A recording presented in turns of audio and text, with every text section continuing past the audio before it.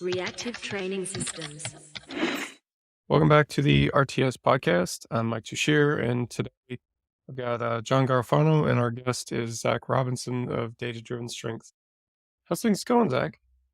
Been a Going little well, while man. since we talked. We mentioned in the pre-recording period. Yeah, man, it's been good. I definitely have been too long, and I'm excited to kind of talk about a few of the things we have on deck today and kind of get your guys' perspective. But yeah, man, it's been a while, just continuously plugging away at the never-ending road of academic studies, I guess. That is like an asymptote, I suppose, for me. So we'll see if it ever finishes up. That's what I've been up to for the most part. It's just chipping away at school. Well, I know that both John and I listened to your podcast, the Data-Driven Strength podcast, and John in particular was coming into contact with some stuff you were saying about the research that you're doing, and it sounded really interesting. And we had some brief discussion, and just like, look, we need to talk to Zac about it. So, John, since you're a little bit more read up on kind of where we want the conversation to go and everything, you can kick us off, and hopefully we'll learn something. Sure. Well, Zac, I understand that you just finished your thesis and you have quite a bit of research that you've done now looking at, I don't want to give it away. I want to give you time to talk about your own research, but maybe you could just take us through what you did and what you found, and then we can talk about some of the application aspect. But maybe we just start with what did you research? What did you find? What was your thesis all about? Cool. Yeah. So I think, what we're going to be talking about predominantly is a study that the first thing I want to mention is, while I get to have the title of it being my thesis, these kind of projects take an insane amount of work. And I think, being somebody who, reads the studies and kind of tries to critique them for what they are, one of my early advisors, was quick to mention the fact that while obviously critiquing the science is important, and doing that in a rigorous manner is really important, a lot of work goes into these projects. So understanding there are humans behind that, I think, is important. So I was super, super lucky to have a awesome team at the Muscle Lab that carried this out with me. And so excited to share some of the results that we have available online. The one thing I will say that the kind of the public version that was my actual master's thesis we've continued data collection past that. So we do have some other stuff I'll talk briefly about, but I hasn't been published yet. So I want to make sure that I keep some of those details before it gets peer reviewed, all that kind of stuff. But yeah, that's the first thing I wanted to say. But with that in mind, so what we were kind of ultimately trying to do was investigate, the question related to proximity to failure. So just very briefly, obviously listeners of this show will be familiar with kind of the RPE scale, number of repetitions in reserve at the end of the set. So what we wanted to do was devise a study that tries to compare groups completing different RPE training programs on the squat and the bench press. And this was in trained individuals that would train with, again, in the published version or in the online version, it's 2 groups. In the final version, it's going to be 3.5 groups. So in those groups, where one group was training all of their sets at a 4 to 6 RP, and that was self-reported. Then the second group was a 7 to 9 RP, all of their sets. The third group was pretty much all of their sets of 7 to 9 RP, but the last set was to failure. And then one group that did every single one of their sets to failure. On the front end, the group that took every single one of their sets to failure, and just for a little bit of context, we were really strict on what failure meant, right? So we were really trying to make sure that failure meant people were going to the extent that, we were encouraging them to try to actually fail a repetition. But squat and bench press, sometimes that's a little bit sketchy. You get a rep and you're like, I am absolutely not getting another one, to which we would have somebody rack it. But we would make that distinction when we were actually recording their proximity to failure between a set that was actually failed and one that just reached to the point where they didn't think they had any more reps in the tank. So that was the failure group, and we didn't get very far there. So that one is in the public version. We had quite a few nicks and niggles there, and didn't feel super confident doing that for a lot of time. So we kind of stopped recruitment in that group, which is why, in the final version here, we included a third group where they only did the last set to failure, which we thought was a little bit more of a ecologically valid way of kind of implementing that. What people do, the whole plus set thing and the AMRAPs on the last set was very common. And so we wanted to implement that. Unfortunately, that also in the lower body training became a little bit problematic. So it ended up only being the bench press that was that way for the final set to failure for that.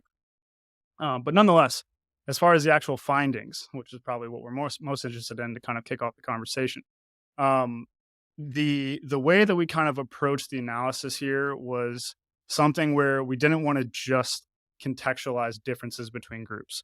When we're kind of comparing things between two different groups, sure, saying that one group maybe on average has a 2 kilo increase in comparison to the other group, that is a real difference in a sense, but there's also sort of like an effect window that we would consider roughly equivalent.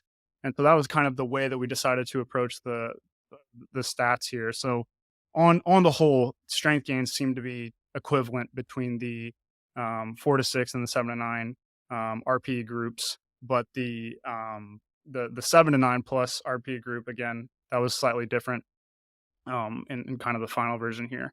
So as far as like a rough takeaway, it seems like in our sample, the RPE didn't necessarily seem to influence strength gains, which may be counterintuitive to what you may expect, but I'll touch on some hypotheses on why I think that may be the case in a second.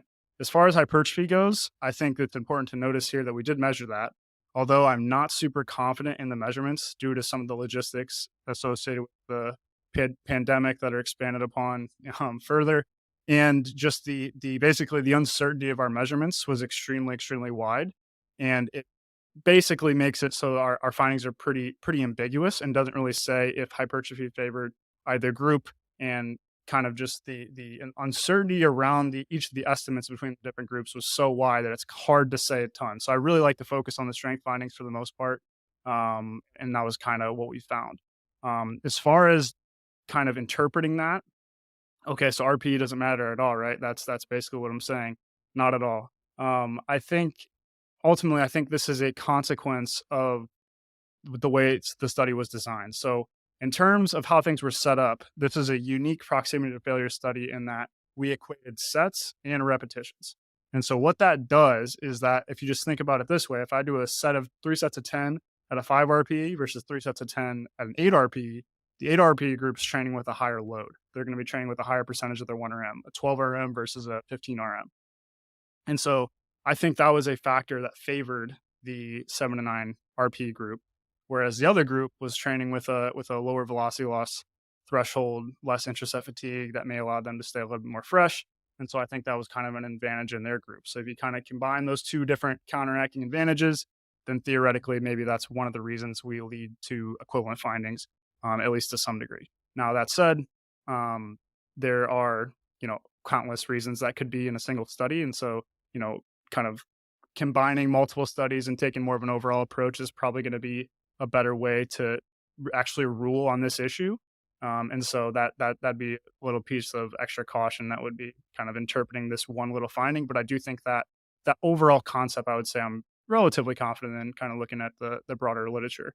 So hopefully that was decent. It's a little bit hard in my brain because I'm trying to remember the public kind of version that I did for my actual master's thesis versus what I've written up recently that we're trying to submit soon. So hopefully that wasn't too rough. No, I thought that was a great summary. And there's so much here to talk about. We're going to get into a lot of it today. But the first thing I want to say, Zac, is I thought your research was conducted in such a really important way. The way that you broke out sets and reps, made sure that those were equated, the lengths that you took toward equating peri-workout nutrition, just like even all of those like finer details I thought were really important for trying to weigh in on this issue and start to collect a body of evidence of what proximity to failure might be ideal for most people. And I think it was a huge step in that direction. I think, like all research studies, there's always limitations of what you can account for, what you can plan for, and prioritize prior to the study, after the study. And we'll get into some of that. But I think that this was a huge step forward. The way you conducted it, all the information you gathered, the way you used introduction weeks, you could talk about that, the way you did a taper at the end. I thought that you did a really great job of giving us something from a strength training community perspective that we can look at and say, hey, maybe there are some advantages to training at like higher proximity to failure and lower proximity to failure. There might be some value there. So we'll get into all of that. But first thing I wanted to say was really great job with the way you conducted the study. Thanks, John. I really appreciate that. Obviously, I think that's just a huge shout out to our entire team, and just the way that, you know, the kind of culture down here is we've kind of set that standard through a ton of different groups that have kind of come through the lab, that just try to kind of improve one little thing every single study to continuously try to improve our methods and take stuff that not only answers the question to the best of our ability, but also, like you said, is able to, when it's the goal, to apply those findings to the lifters in a way that they can actually use it.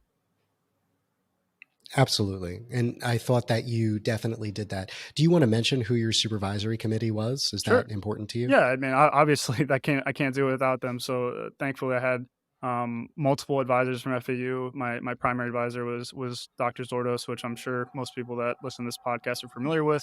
And then I had some external members as well. Dr. Helms was one of my external members as well. So super thankful for his input to kind of make this project what it was, in addition to all the other members of the team. That's awesome.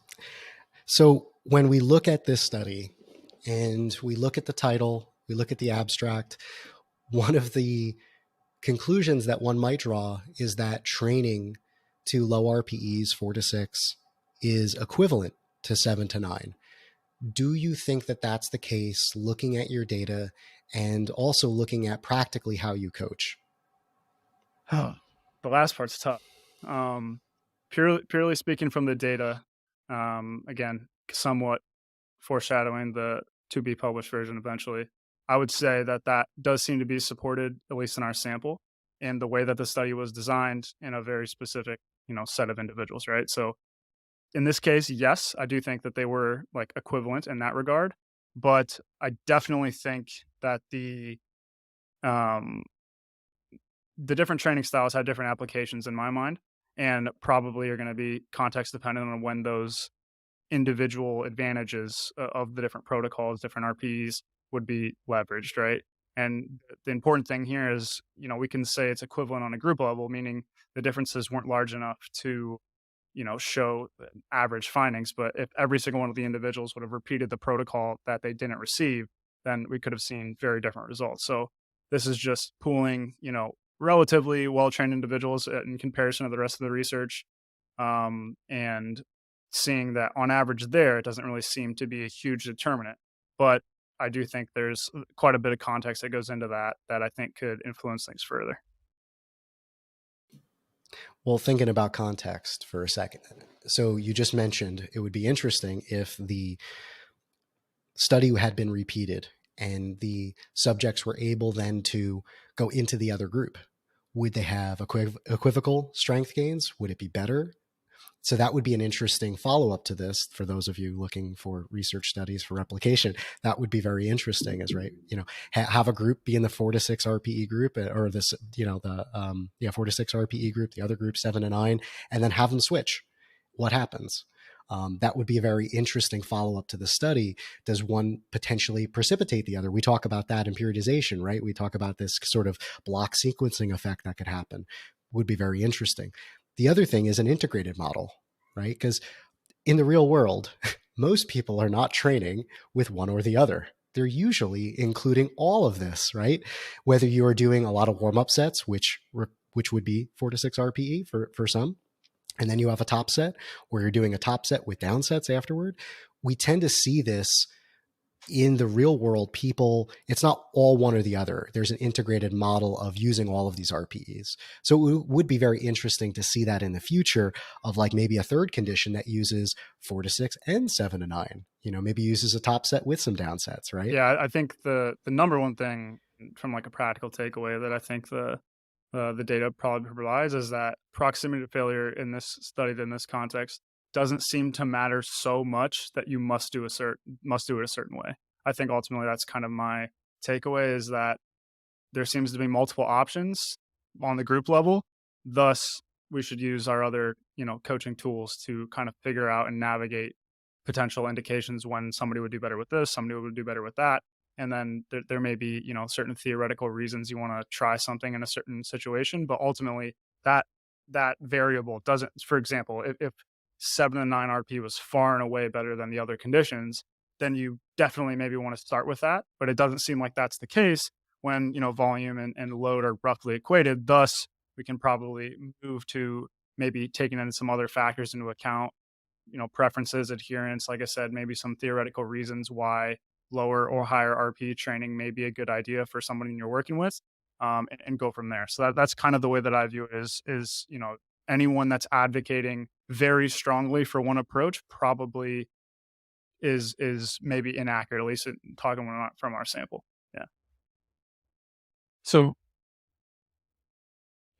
I guess one question on the design. So you mentioned that the RPEs were kind of self-reported RPEs, 4 to 6 being one of the ranges. Are they using like a reps in reserve? It's more reps in reserve than a RPE scale that is common in powerlifting. Is that correct? Yeah. No, actually, Mike, we decided we were going to go back to Borg, and we just went with that for the entire study. So 7 on a 6 to 20 scale, right? Yeah. Okay, fantastic. So yeah, it was your scale. Thank you, as always. Okay. And then the other thing we did, though, that I do think is important to mention, was that obviously we know that's a limitation, right? Self-reported RP. We wanted to use it in a way that people actually use in the real world, so it's an advantage from that perspective. But if we're trying to very tightly manipulate proximity to failure, we'd want those to be accurate, right? So what we also did was we measured the bar speed of every single repetition. And then while we can't, from the way things were designed, say with 100% confidence that the groups actually did train at the proximity to failure that they reported, using some other group data from our lab, we can say with a relative degree of confidence they were accurate for the most part. The 4 to 6 group on the squat, I believe, was a little bit faster than we maybe would have anticipated, which kind of makes sense, right? If you're trying to 5 RP a squat, kind of hard to tell. I think they were a little bit more like 7 RP or 7 RIR on average, I think is kind of, so they were a little bit farther from failure than maybe we would have wanted them to be. But looking at all the other movements, they were like right within 1 RIR of what we would have expected. So it was self-reported. We did use the scale that, all of us want to actually see utilized, but then we also used velocity to verify that those proximity to failures were indeed different. Very nice. That's cool. I was wondering about that because this is kind of a constant question for us, is like about ratings that low, really. Like anything below 7, I mean, you could say 6. Some people I think can rate 6s reasonably accurately, but the differences between like 5 and 6 and below start to get really fuzzy. It's interesting you mentioned velocity, and this might be a difference too between like lab conditions and bro conditions. So I've done quite a bit of like velocity investigations at this point, and I'll have lifters, if they have access, will sometimes do like a diagnostic, or they'll run an AMRAP, and we'll take that data and kind of build a custom velocity chart. And one thing that I've noticed is that, like your velocity, like right before failure, like your 10 RPE rep is slow, your 9 RPE rep is a little faster, and the 8 RPE rep is a little faster, and so on, right? But it only goes up to a point, and that point varies by individual and by lift. And usually I've been noticing lately that I'm losing a lot of resolution around a 7 RPE. So take somebody's squat, for example, I might be able to say, all right, when we hit like a 0.46 meters per second, I know that that's around a 7 RPE, but I might be able to say that's, no more than a 7 RPE, but 3 reps in reserve, but 4 reps in reserve, 5 reps in reserve, and so on, all run about the same speed, So I guess I just bring that up to say that I think that's something that a lot of this is more about, like, I guess the coaching side of it than the research side of it. Because I think in research, uh, in a lab setting, I think you guys focus on really having people go like max velocity on every rep. And that's just not a thing that I think lifters in the gym push a bit harder. Like they push hard. We know compensatory acceleration, is generally good and things like that.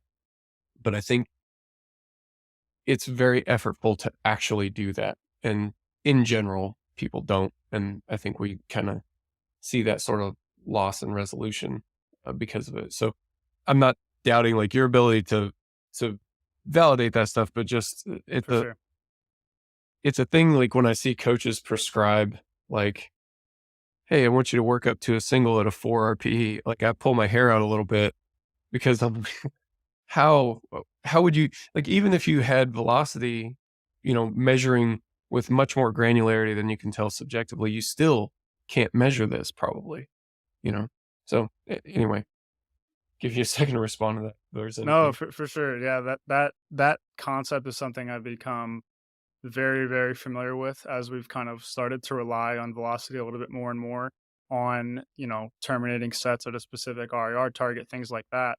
And I've kind of speculated there's kind of two main reasons why that's the case.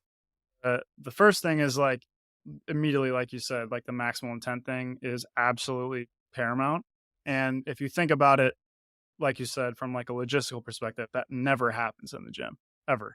And going to some of the studies where they use velocity at like submaximal percentages of 1RM to predict their 1RM for the day, those are generally pretty terrible. But there is one study that I'm aware of that's the best one I've seen in terms of prediction accuracy. It's a study by Thompson and colleagues, and they did a really, really interesting thing, which I think kind of demonstrates how important this is. So they were able to, I believe, if I'm recalling correctly, it's been a while. I think they were able to predict the 1RM of like pretty well trained guys. I think they were squatting like, 165 kilos, something like that. So, pretty good for research standards.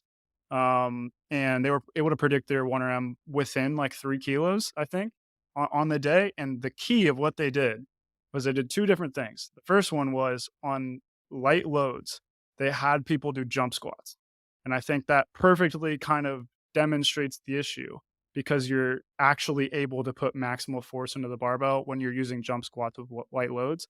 And then once they got to the point where jump squats became kind of infeasible, they switched over to normal squats, continuously using maximal intent to accelerate. And then they predicted 1RM off of 80% rather than 100%. And that was led to much more accurate predictions than kind of the traditional method of let's have somebody squat 20% of their 1RM as fast as they can. When if you're not actually coming off the ground with 20% of your 1RM, it's probably not as fast as you can. So I think there's a similar concept with that in terms of rating proximity to failure, whether it's because lifters just don't do it in real life, which I'm perfectly aware of, or the constraints of the exercise also don't let you do that. I think that's another key thing is that a lot of the studies that have established these kind of velocity relationships in theory utilize exercises that give you rigid restraints in which you can do that. For example, a lot of the work has been done in Smith machine squats. If you are literally accelerating that as fast as you physically can, you don't have to worry about safety. You're good. Like your heels come up the ground a little bit. It's not the end of the world, but if Mike's doing that with a 10 RM, you bet that first rep's going to be a little bit weird if he rolls back on his heels trying to go as fast as he can, right? So I think those two things kind of, like you said, Mike, the noise and the granularity of those kind of values that you're using, I think are pretty well explained when you take those two things into the gym and out of the lab. So I think to the best of your ability, you try to do those two things, but at the same time, understanding that the farther you get from failure, both of those things start to become more of an issue. So yeah, I think those are two very, very valid critiques. In the study we used, we didn't tell them to lift with, maximal concentric intent. We just let them kind of habitually do their sets as they will. Once again, kind of trying to do the ecological validity thing. So they lifted how they were going to lift, and then we use that information to approximate their RAR. Like I said, limitations there for sure, but it's kind of the best we can do. No, well, I mean, the ecological validity thing is going to be the most important from a practitioner's viewpoint anyway. So in terms of like making it practically meaningful, there you go. Like the whole point. So yeah, definitely don't intend any like finger poking or anything like that. I do love the image though of Ray Williams doing like 400 or 500 pound jump squats in the warm up room. I would love to see that. Got to get it predicted. Yeah. Dial in third attempt. I would be. I honestly, that's one of those things where I feel like if the kind of the internet got a hold of that, I'd be very curious to kind of just see people's results with that. Because I've tried it, man. You're getting up to like the threshold weights that they were saying right before, and especially if you don't do jump squats regularly. Oh man, those would be a little bit weird. So I got some masters athletes who might rebel as well. So yeah, I'm sitting here going, count me out. I'm done. It's like I'll just work up to the 1 RM. That's probably safer. Yeah. Not to take us around on this rabbit hole again, but like when I was doing a lot of front squats, so front squats just as a movement, we all know tend to be limited more by your ability to maintain position. And I noticed like RPE, velocity only informed RPE. I would say you could kind of tell when you got to like an 8 RPE.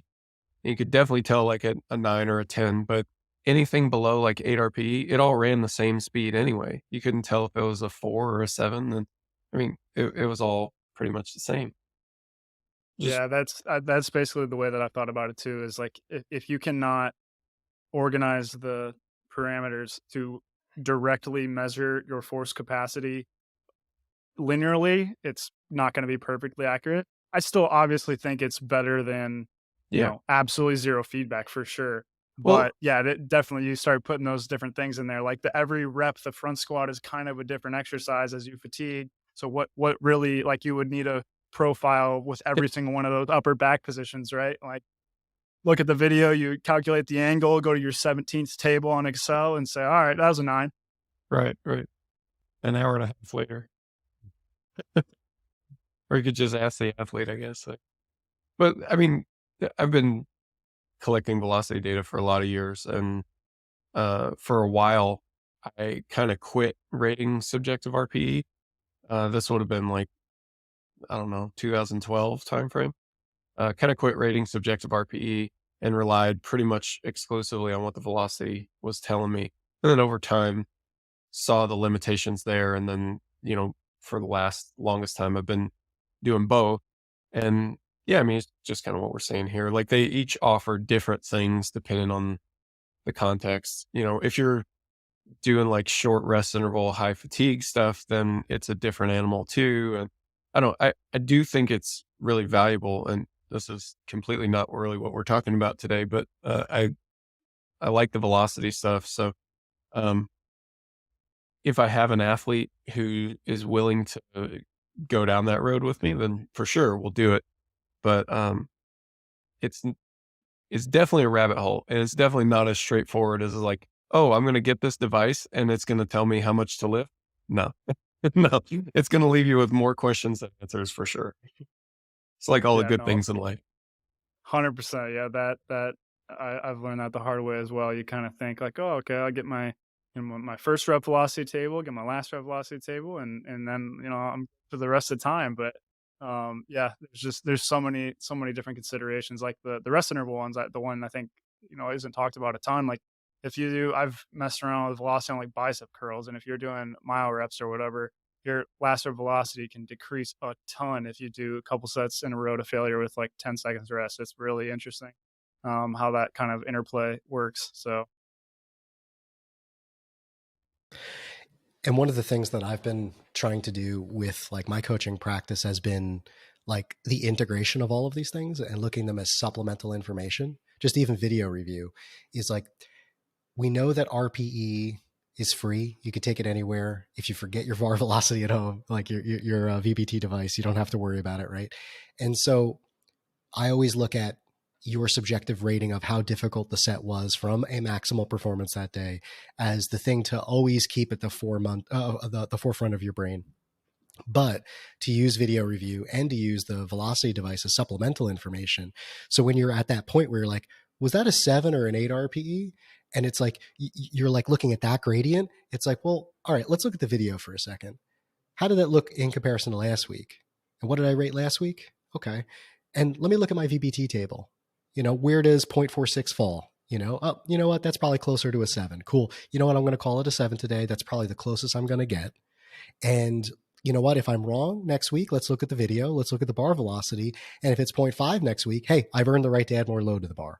And so like that's kind of the way that I've been using it in coaching practice. And I find that makes it a little bit easier to digest for people versus like have all of these tables, think about velocity loss.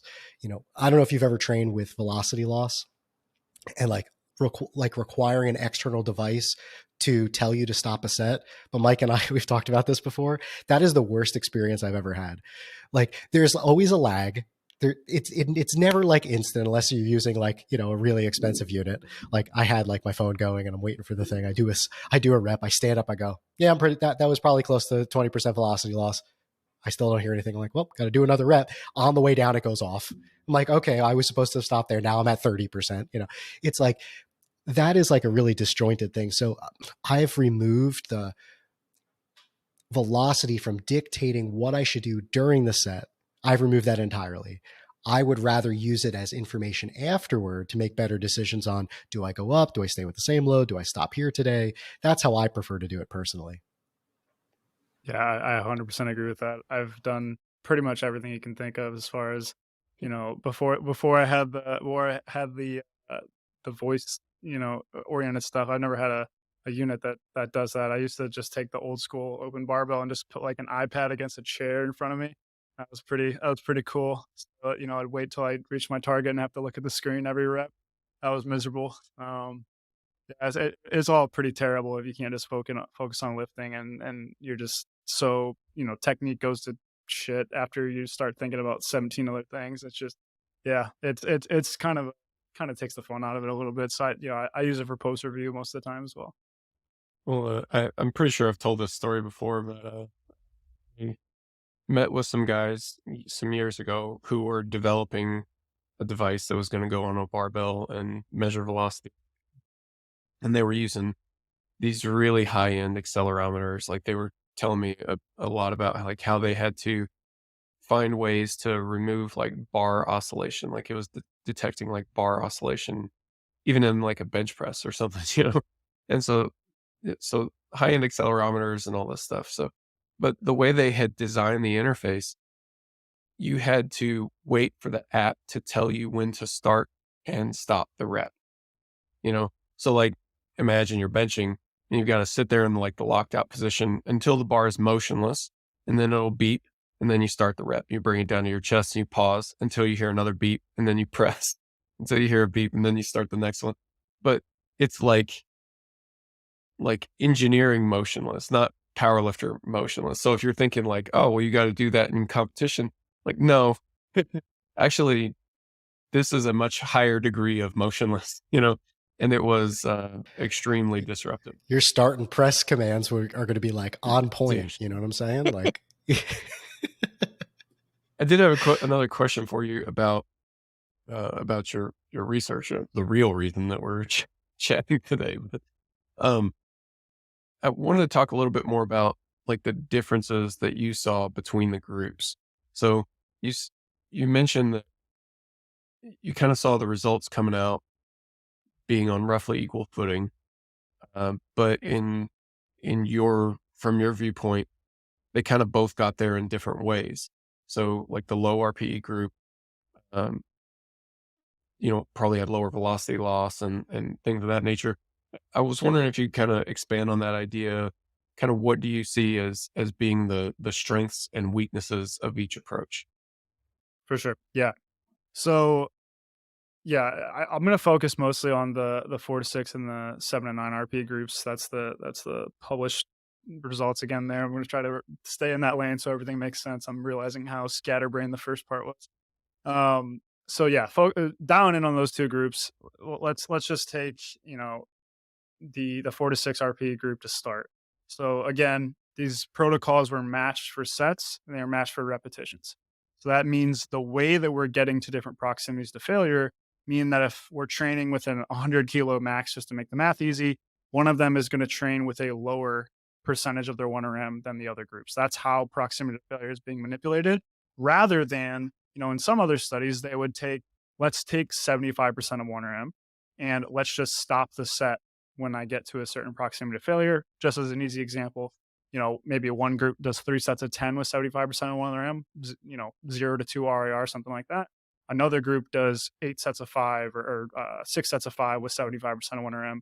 Then they would be trained at like a 5 RP or something like that. In those examples, the sets are different. So that would be just manipulating a different thing to get the outcome. So we, again, match sets and repetitions and change the load in order to get the desired result there. So, looking at the other research and also from experience, right? Like the popularity of, top sets and stuff like that, I think kind of all line up in some rough fashion that training with heavy loads regularly is pretty important.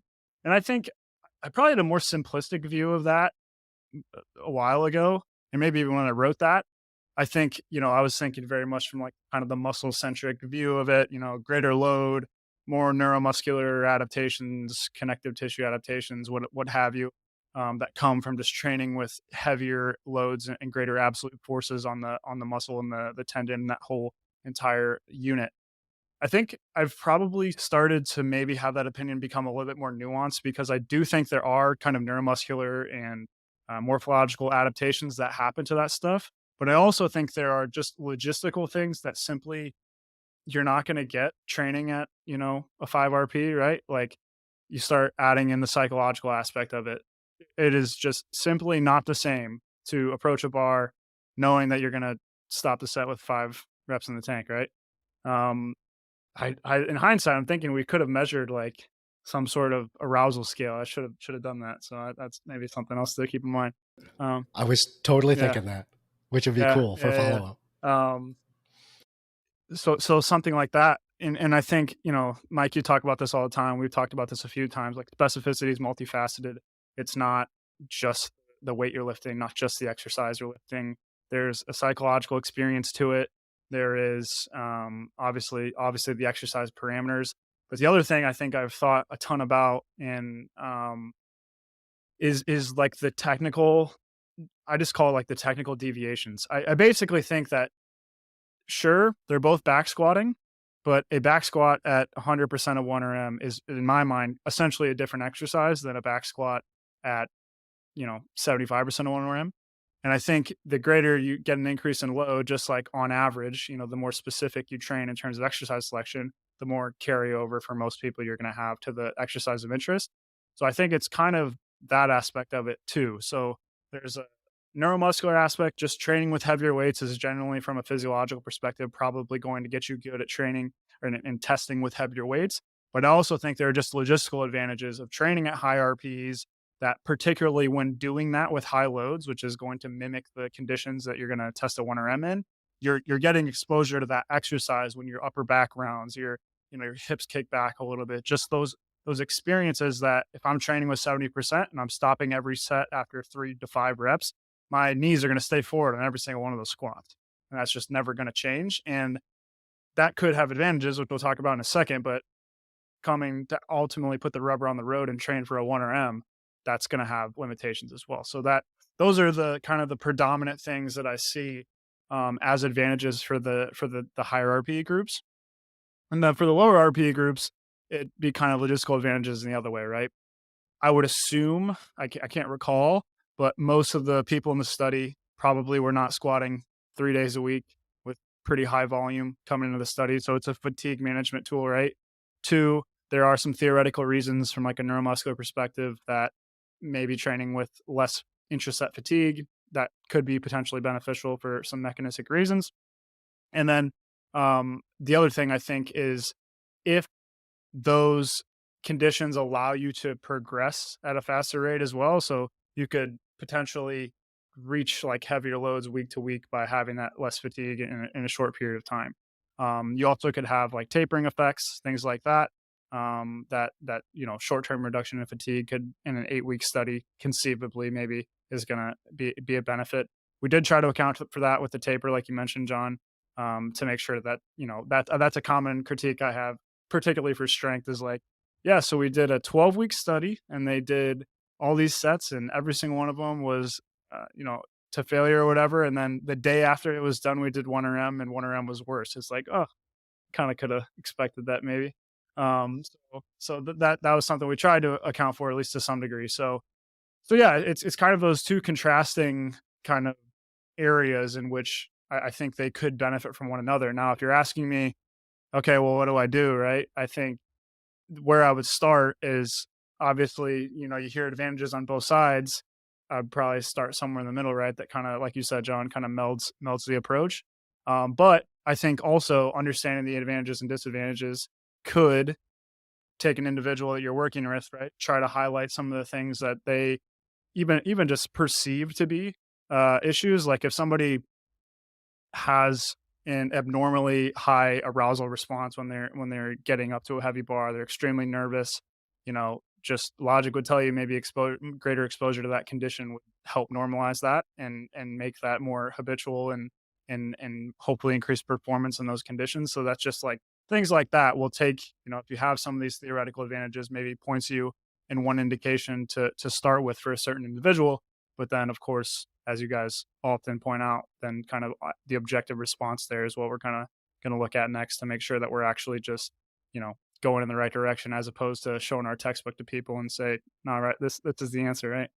Well, I like the idea of going like toward a middle hybrid approach. And there's always more than one way of getting there too, right? Like you could kind of aim at like a middle RPE, in this case, or you could do some high, some low, and then, you could break that out in a more phasic structure, or you could, pair them together in like a more, concurrent structure. So like, I think a lot of what you see these days with like a top single followed by like lower intensity, lower RPE back off work, it does kind of scratch that itch for being in both camps and does it in a way where, I don't know, it seems like, I mean, what would you say? It sounds to me like it probably gets you most of the benefits while avoiding most of the drawbacks.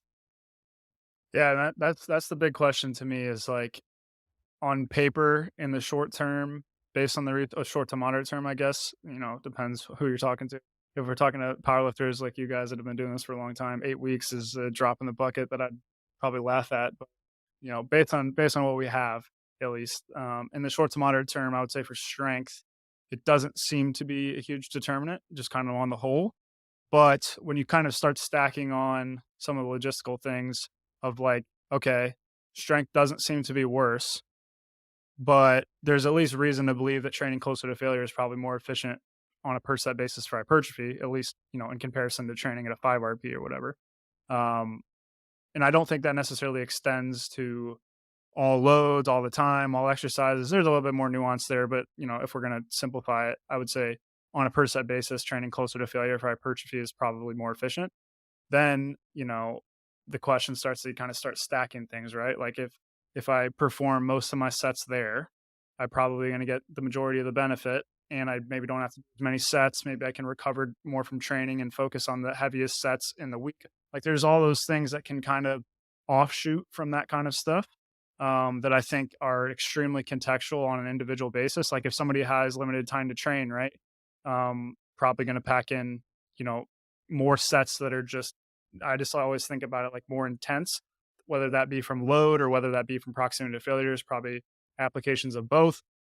But yeah, I just think that that's kind of how I view proximity to failure now is for the most part, it doesn't seem to be something that strongly relates to kind of the strength response that we see. So it's not something I'm going to go out of my way to necessarily do a certain way because that's quote unquote optimal or whatever.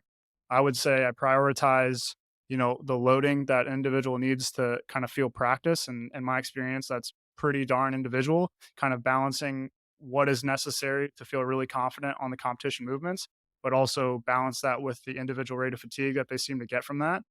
Some people, you do a single at 8, they are extremely wiped out after that. Some people can do 5 of them on bench a week and absolutely zero, issues with that. So I think kind of weighing all those factors and placing the kind of the proximity to failure of most of your sets in accordance with that is kind of how I view it.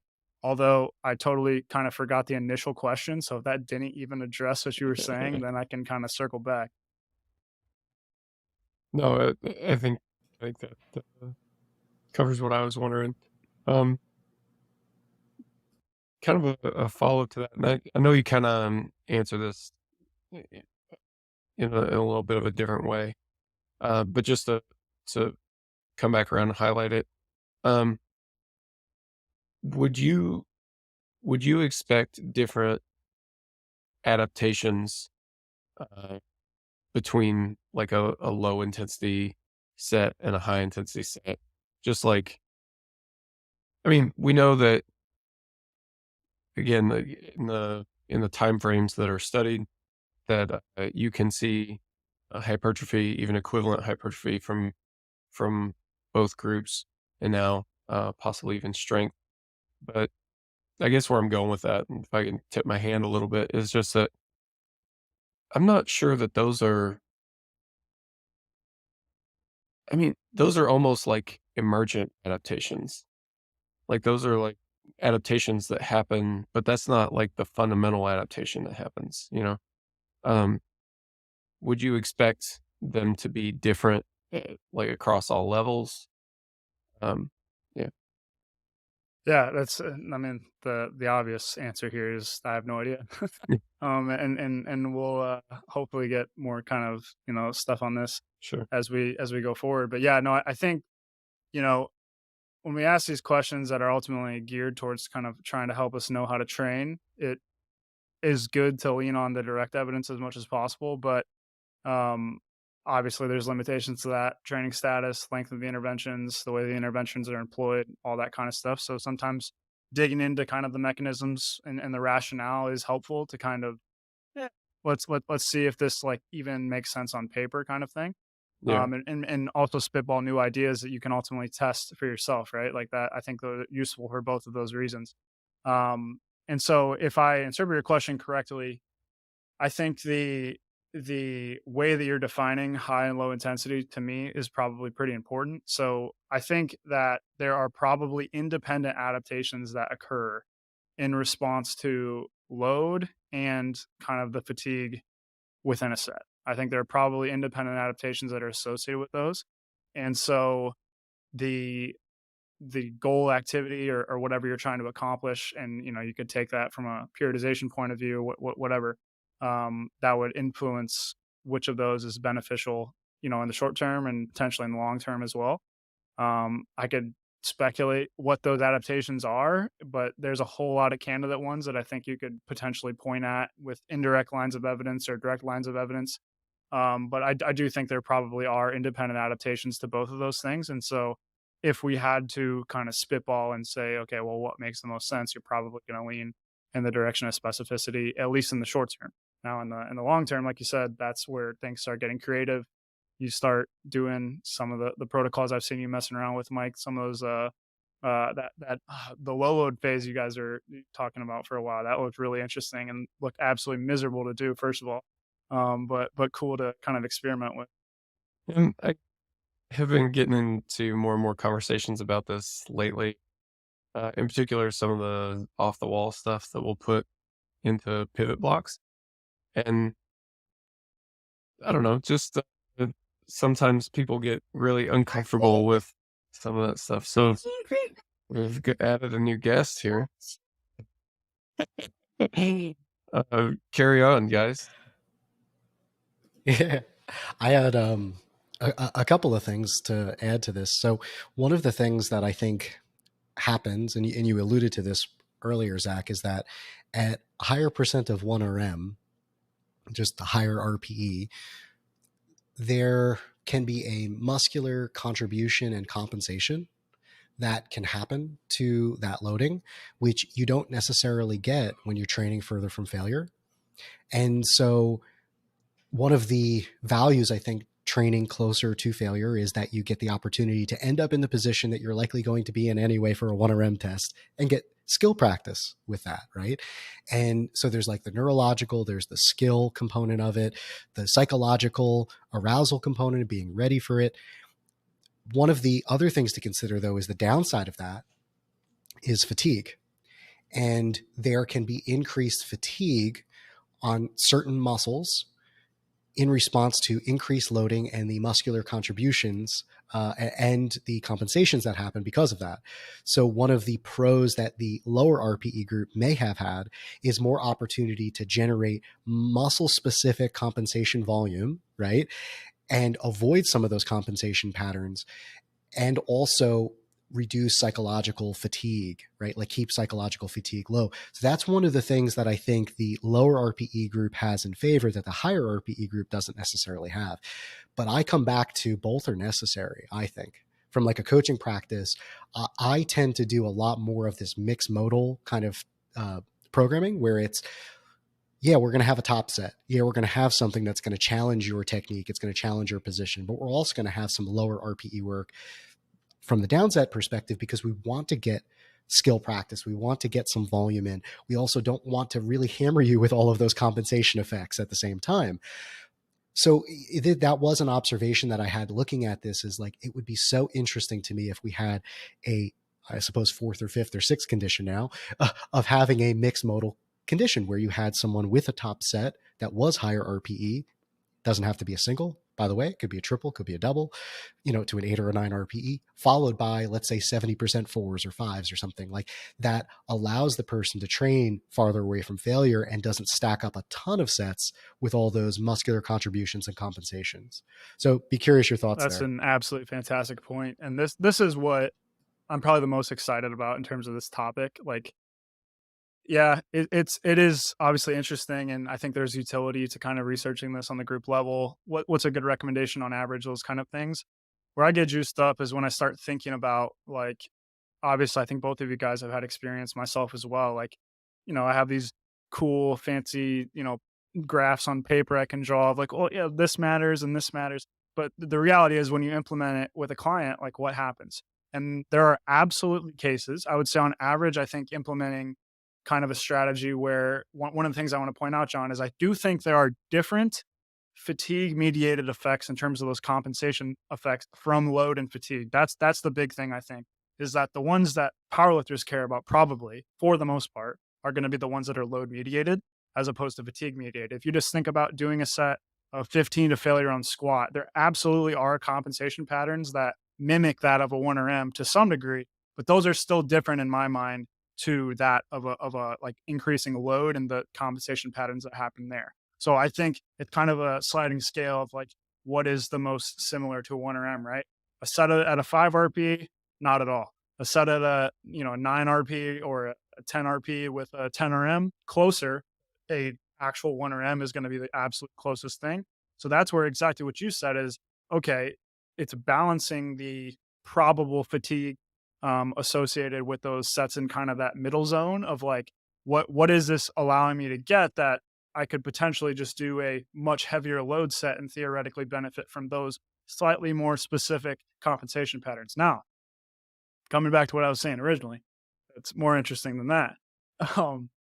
What I get juiced up about is trying to explain why do some people fit with that model and why do people not? Like that obviously happens all the time. And that's what we care about, because if I have a new client, I want to be able to, prescribe the intervention that's going to be the most successful.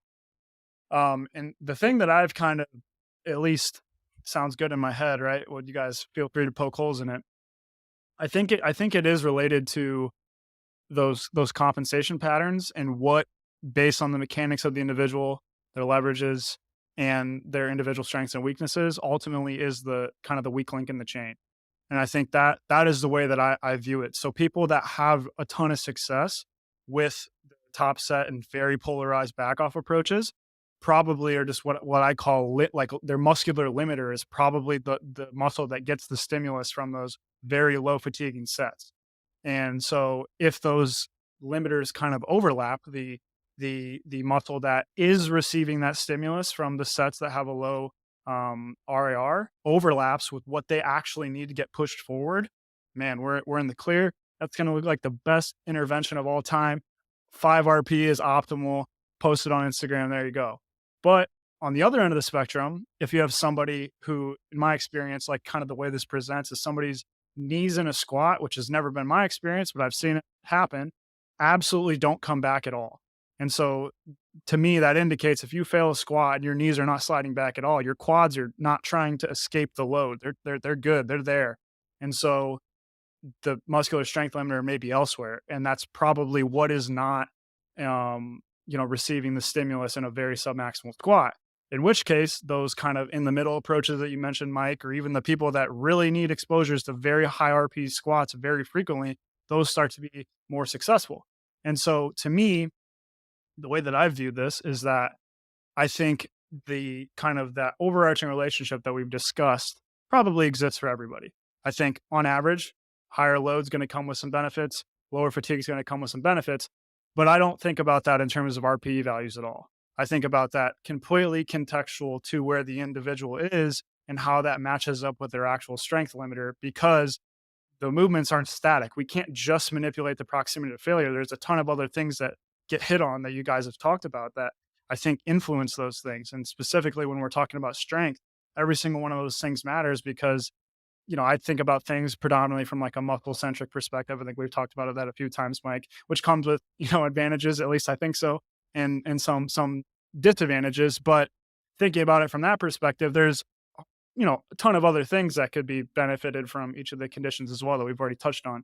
Psychological aspects, the technical aspects, you kind of had to integrate all those together. But if I'm going to step back and say, okay, well, what is explaining a majority of this relationship that I see with a client? That's what I would say it probably is. We take an individual set. Where is that individual set going to line up on its advantages and disadvantages? But those have to be applied in the context of what this individual needs and can gain the most from on a per set basis.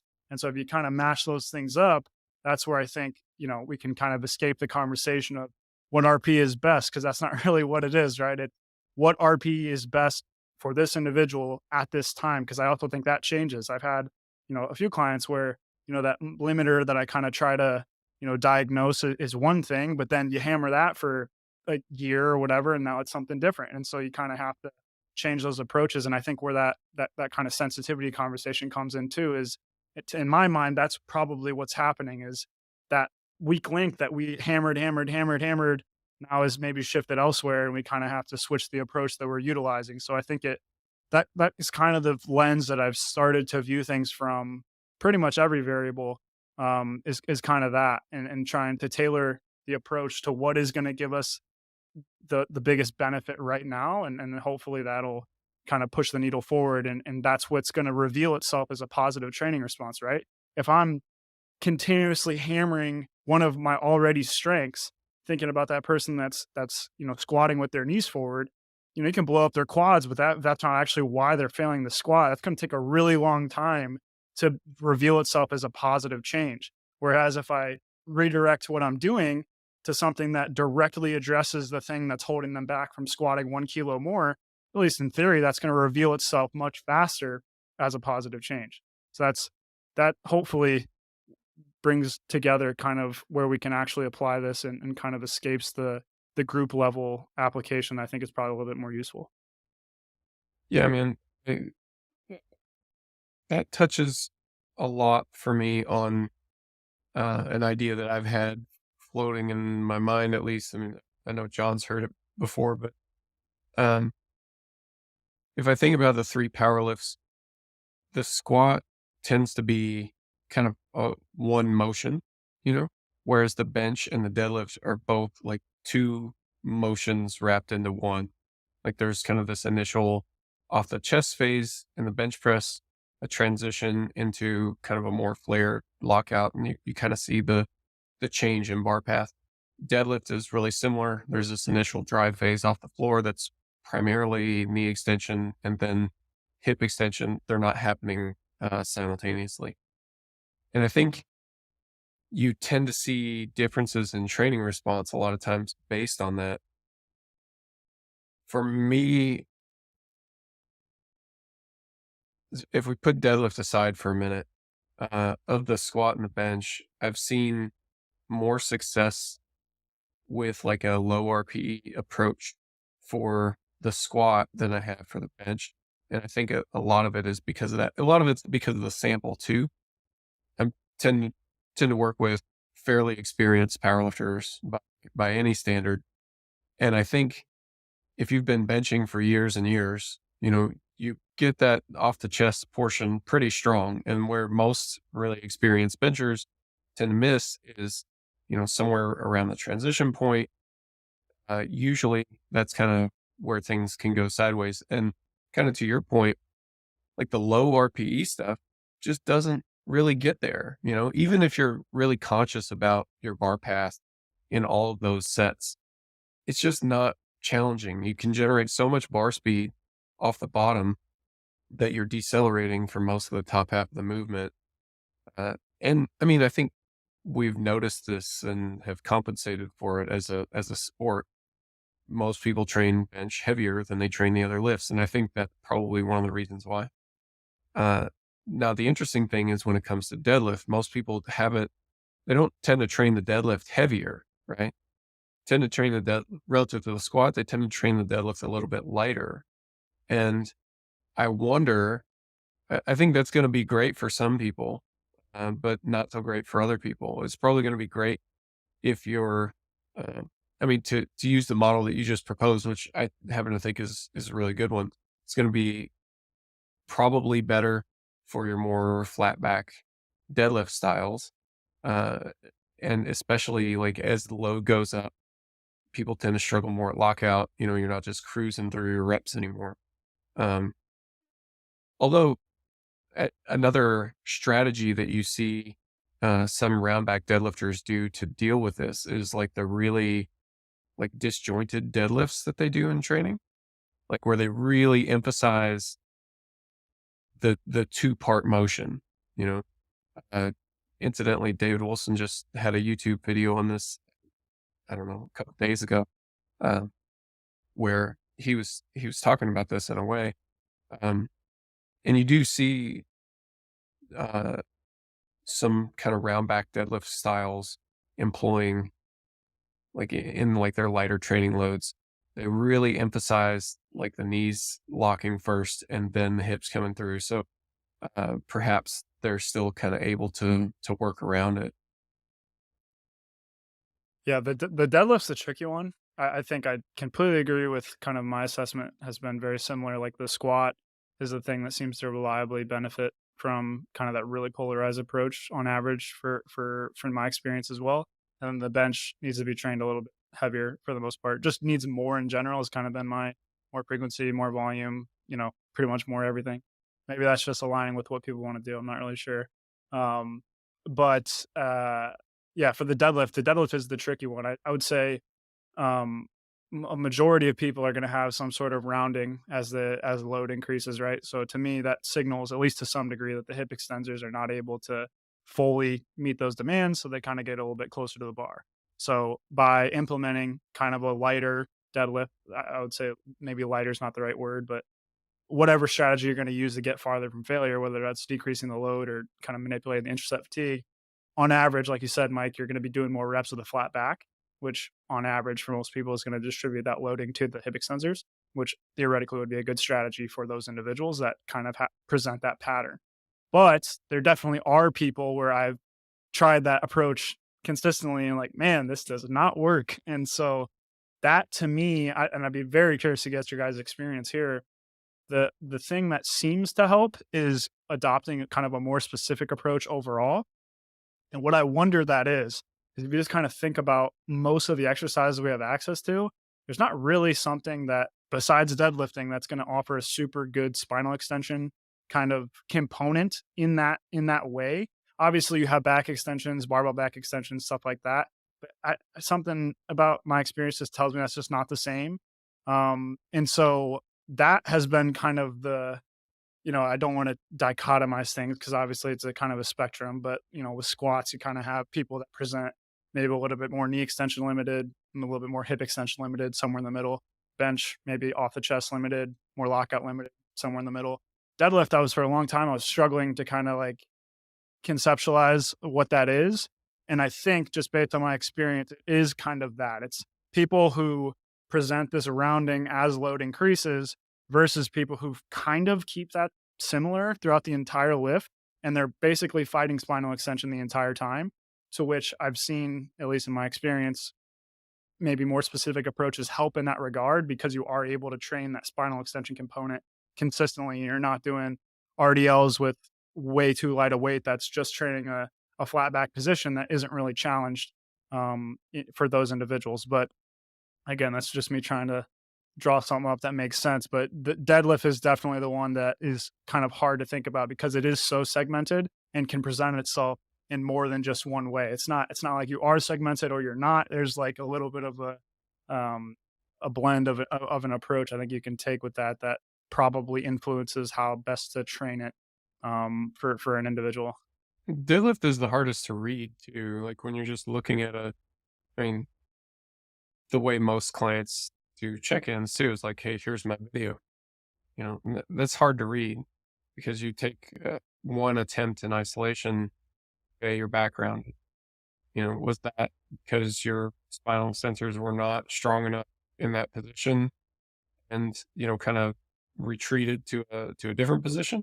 Or is it a compensation pattern to deal with relatively weak hip extensors?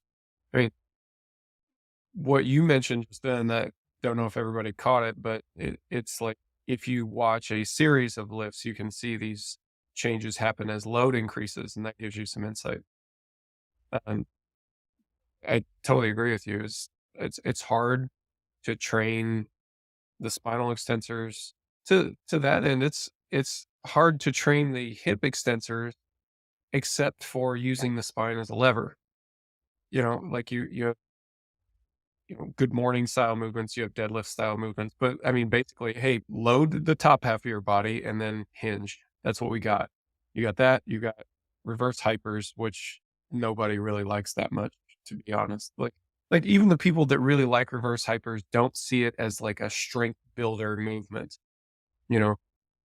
If we want to load, like really load hip extension, we're talking about using the spine as a lever, which can be difficult. Like maybe this is just my own experience in the populations I'm working with, but like the loaded spine extension sort of thing, it's not something that everybody has the ability to just do heaps of volume on, I've been dabbling a bit more lately with, I got a Hatfield strap. Fred Hatfield talked about back in the day, like the strap that he developed. Now Spud Inc. makes one as well, but it like goes around your chest and there's these straps that go over your shoulders. So imagine you're doing like back raises on a GHR. It's a strap that you would like wrap around the bar like they were wrist straps, but instead of being like on the ends of your arms, it is connected to the strap that is over your shoulders. So you get much better range of motion. It's easy to hold a fairly heavy weight. It's still not the same. And I think a lot of that has to do with like something like a back raise is, the most difficult portion is in the shortened position versus in a deadlift or a good morning, it's in the lengthened position. I think that's probably a big part of the reason why you've seen the increase in popularity of like the 45-degree back raise in powerlifting. that and just social effects. But I mean, I happen to think like that's probably a good swap for most people.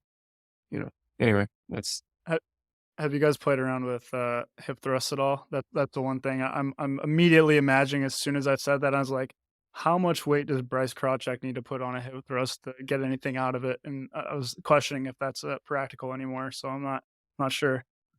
I had a phase where I was prescribing hip thrusts, like never like super often, but often-ish, like when we needed something. But I had so many people that hated doing them, that hated setting them up, and didn't really feel like they were getting a ton out of them, that more or less stopped.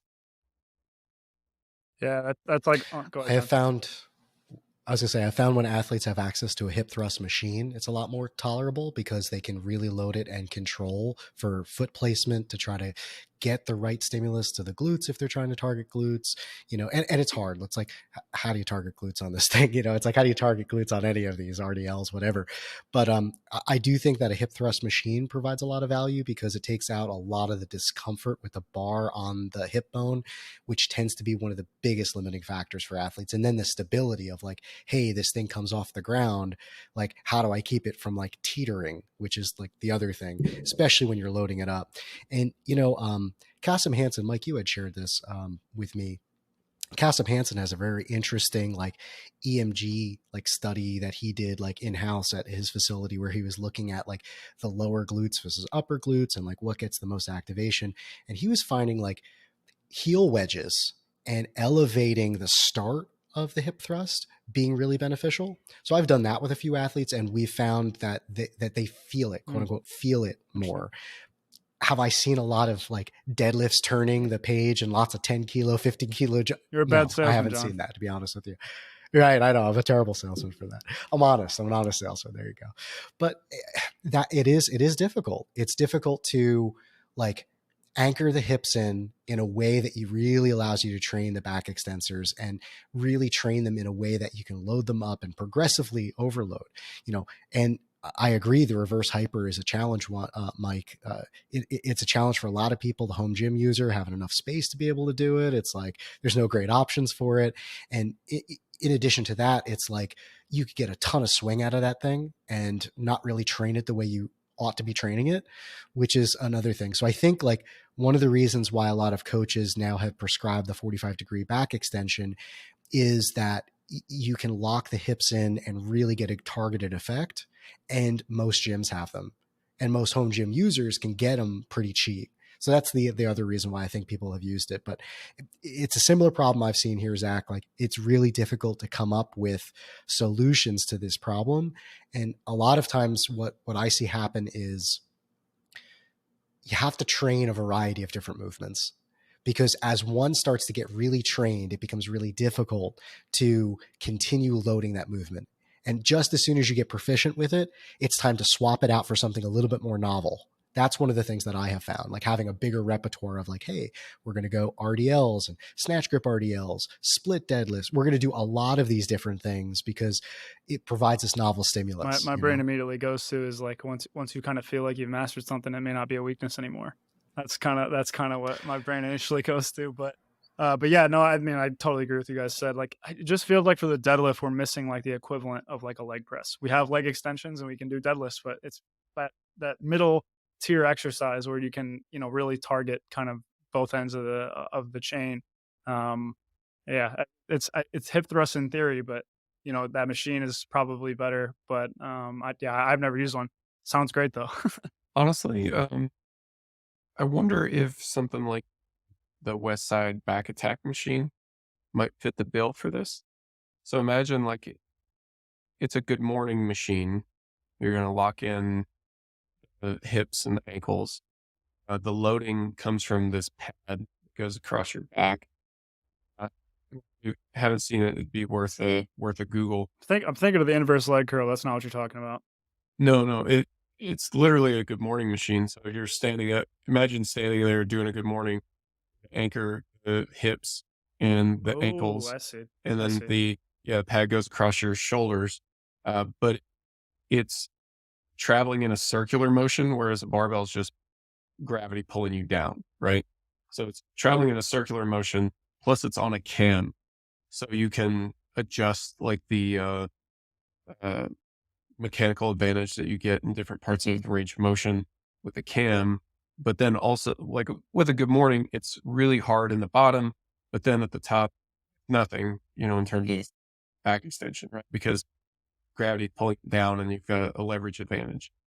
Well, if the pad is kind of pushing in this circular motion, it's always pushing you forward, whether you're at the bottom or the top, so I wonder now I've never used one. I've only looked at it and thought, again, on paper, this looks like it would fit the bill. So I'm glad that somebody's made one, but one of these days I'll get to play with one, find out for myself. For sure.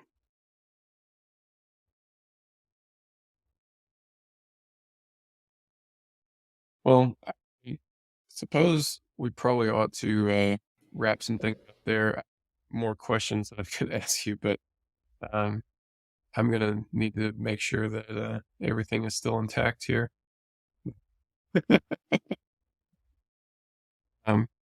Zac, man, it was really good to catch up with you a bit. Really good to hear what you're working on. Always interesting to compare notes. You're really thoughtful about your approach. And I also I wanted to say too, like we talk about your research, and anytime coaches talk about research, it's pretty easy to, I don't know, for it to turn into, did you think about this? Did you think about that? Well, I agree with what you did there, but then all the other stuff that you did, how come you didn't do it the way that I thought? So I definitely appreciate your willingness to have that kind of conversation, and wanted to just reiterate that the amount of thought and emphasis that you put toward ecological validity of what you did is really impressive. We really admire your work, and thanks for sharing your thoughts with us. Oh no, I appreciate you guys having me on, and like I said, it couldn't happen without an awesome team. We got a lot of awesome people down here that have contributed to the work in the past and will contribute to work in the future. So thankfully I'm a cog in that machine, and hopefully we can keep doing stuff that's useful for people. But yeah, guys, I sincerely appreciate it. I always like testing my, probably potentially too optimistic theories and seeing if you guys uphold with your experience. So yeah, I'm excited to, continue to get some of this work out there. I think got a few projects in the pipeline, including this one with, like I said, a little bit scatterbrained, kind of comparing the results after adding additional subjects. But a lot of this stuff will be kind of out in the ether eventually here soon, hopefully, knock on wood. And then, hopefully we can use some of those results to keep, making better programs for athletes and stuff. So as always, again, thank you guys so much. And I appreciate you being interested in it as well. It takes a lot of effort, John. I kind of giggled to myself initially when you mentioned you read the thing online that, half people don't even know exists. That was pretty cool. You're very welcome. And I was excited. I love this stuff because it just, at the end of the day, we take on new athletes and we want to have a starting point. And often what happens is when we get a new athlete, we're so limited by direction. We go off athlete history, we go off our good ideas, but we got to start somewhere. And I think what your research is doing is helping us to understand or get further in that direction of understanding where do we start and understanding that there will be individual differences, but it's okay to start with a program that does have some higher RPE and lower RPE approaches. And by all measures in this study, the evidence is pointing to them being equivocal. So I think that it's useful to at least have a starting point. So I want to thank you for contributing to this body of knowledge and helping us as practitioners to be able to, talk to athletes and say, hey, it's all right if you do some 70% fives. It's not going to kill you. You might actually get stronger. And by the way, it's probably valuable for you to work up to an at-9. So, to me, that your research actually supports that. And so to all the memes out there that come because of your research that tell everybody to train 4 to 6 RPE, they're wrong. So thank you for putting out your research. Appreciate it, man. Thanks, John. Thanks for being here, John. Thanks, Zac. Thanks, everybody, for listening. We'll see you next time.